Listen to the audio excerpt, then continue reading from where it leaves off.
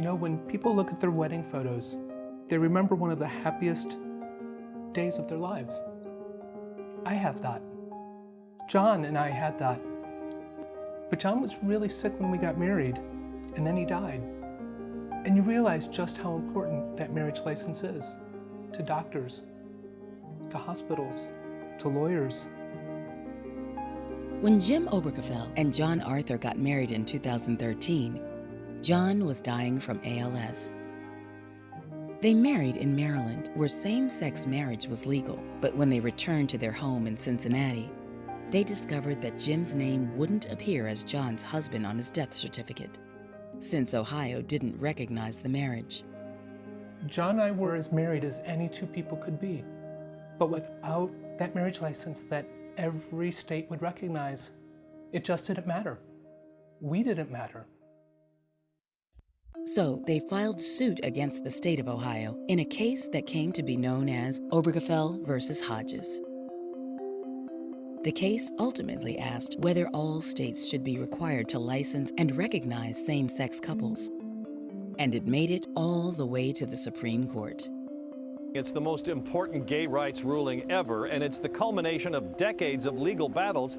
It comes from a Supreme Court that just 30 years ago said gay people could be punished as criminals. A huge cheer, then singing as the decision reaches the crowd out front.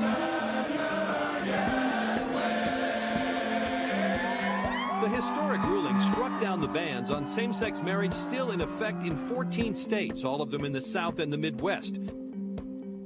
When the decision came down from the Supreme Court, everyone will remember where they were. Everyone. And I remember that I was at my desk, at work. I started to cry, and I called my husband, and we were in shock. Jim calls himself an accidental activist.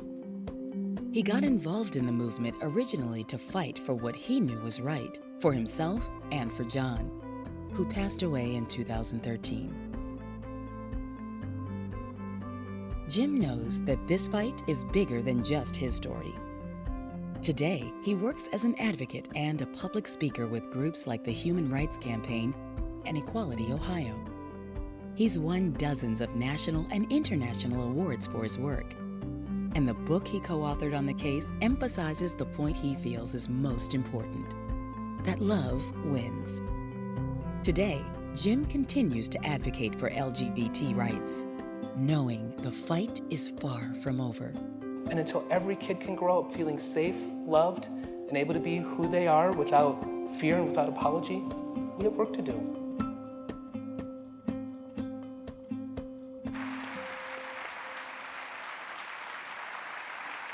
Ladies and gentlemen, Jim Obergefell.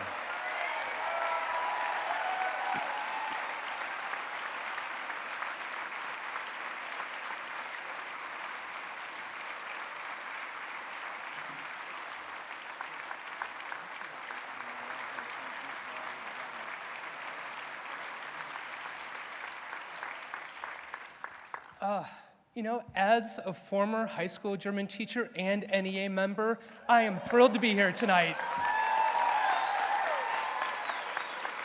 Thank you very much for this wonderful honor.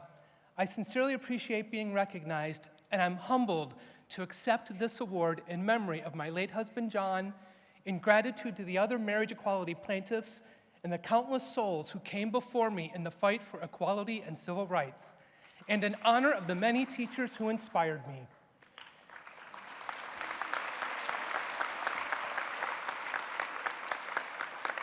When I became a teacher many years ago, I did so with the hope that I might make a difference in the lives of some of my students. I endeavored to always demonstrate equal care, concern, and encouragement to every student in my classroom. I tried to always do the right thing. Those values are what made our decision to fight for our marriage an easy one. And instead of impacting the lives of hundreds or thousands of students in a classroom, I've been fortunate enough to impact the lives of millions of people across our nation.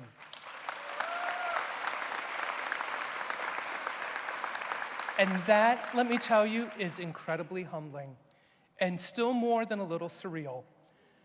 I've also learned that something I heard at home and in classrooms growing up, something I wasn't sure really was true, is.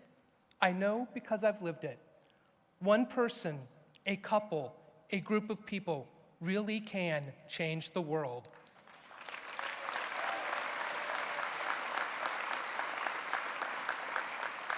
Keep telling your students that. They need to hear it and they need to believe it. Again, thank you for this incredible honor.